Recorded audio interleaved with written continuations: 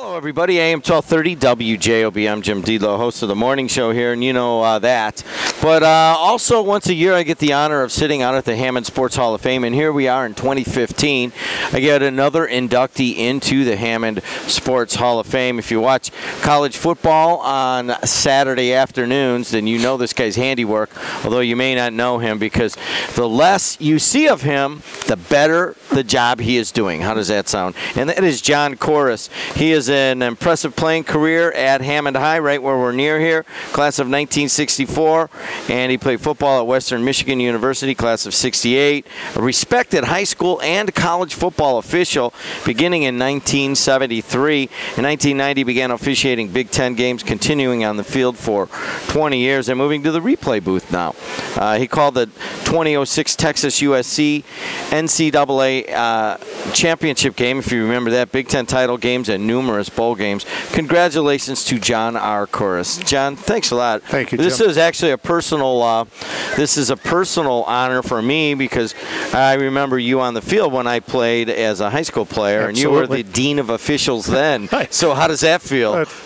That makes me feel old, Jim. It should not make you feel quite as old, but you know, let's go back before we talk about officiating and your career there. Okay. You were at Hammond High. Who'd you play under? I played under Bernie Kruger. Oh my gosh, how could you have a better guy? Of course, he is here tonight to be inducted for a Lifetime Achievement Award.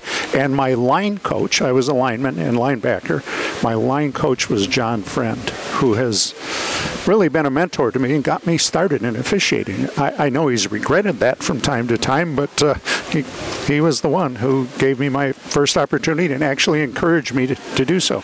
You know, in a weird way, I have a flashback of Coach Friend when I played for him while you were officiating, really giving it to you. Yes. I mean, just really like, almost like you would to, or could only do to a friend, because I remember just really yelling at you as I kind of I think I ran the plays in and out, like as a junior or something. And I remember I'm like, wow, he's just yelling at this guy. He knew, you know, and we both knew when I took the field, this is business. This is business. Hey, I would expect nothing less.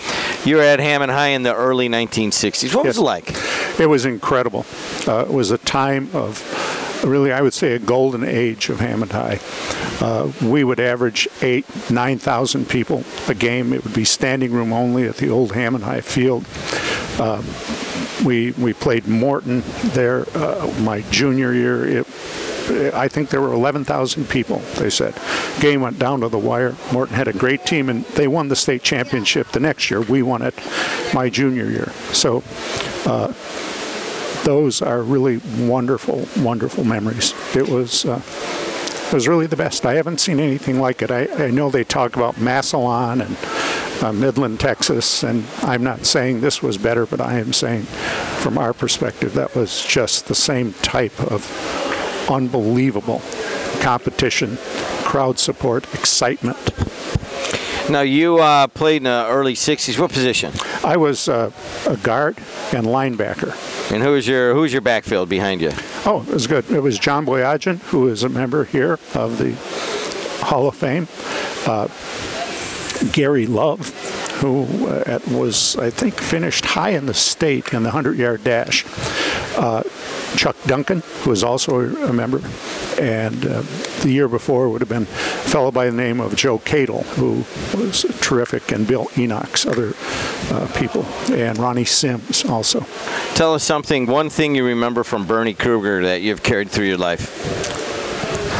This is funny. Bernie was a tough coach, but a very fair coach, and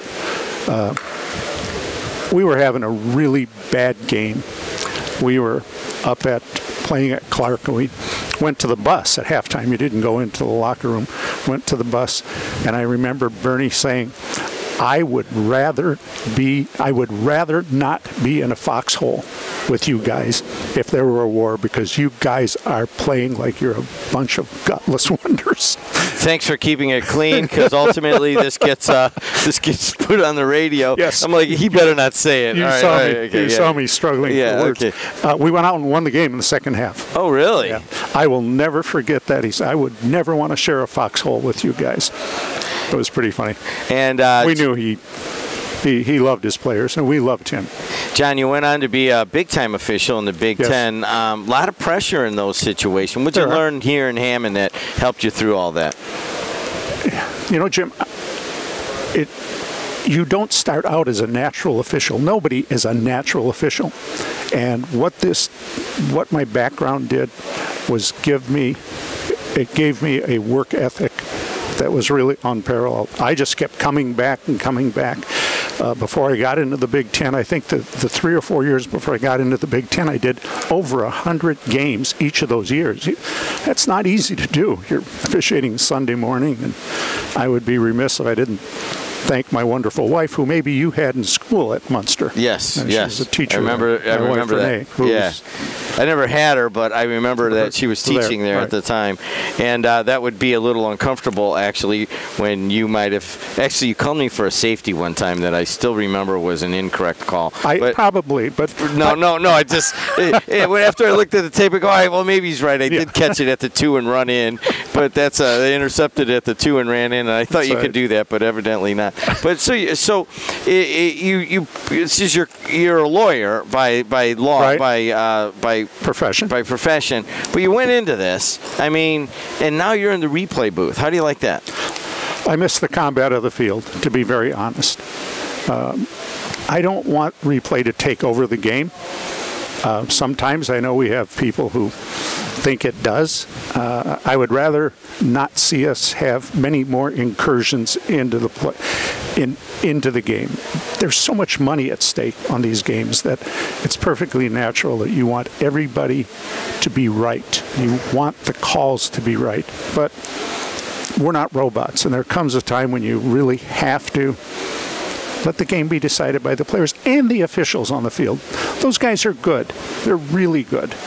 I'd like to think I was too, but I'm not here to brag about myself. I just can't imagine. All right, it's like we're watching it on TV, and you're seeing, is his foot on the line, is his foot out on the line, is his knee down, is his knee not down? You got to make that decision like this. Yes. And you got to tell them right now. And you have just really about 30, 40 seconds to make that decision. Back, forth with the tape, and then there's your decision. I mean, how does that work? Well, they want us to make the decision in 60 seconds. If you go 90 seconds, you've got a problem. You should let the call stand. We have, if you would see the inside of a replay booth, it is a technical wonderland there. We have several computers. We have all the camera angles available to us, and we're able to slow the tape down, speed it up, and you just have to have confidence in your ability to make the right call. John Kouris. John, one last thing. You wrote a book. I read it. Oh, a long time ago. Kalamazoo Dreams. Kalamazoo Dreams. I've read the book. Someone gave it to me, and I'm like, it's not very good, Jim. You know what, though? It tells about, trying to tell a story of what it was like at that time. That's right. And you were able to do that. And you were also able to get into the Sports Hall of Fame here in Hammond. Thank you, Jim. Wes is waving me down, so we're done with this. But I want to congratulate you, from WJOB and the community, but also personally. I mean, I've always respected you. You're certainly a role model in the community. Thank you, Jim. I really appreciate it. This is really a humbling honor for me. Thank you so much. Thank you. AM 1230 WJOB.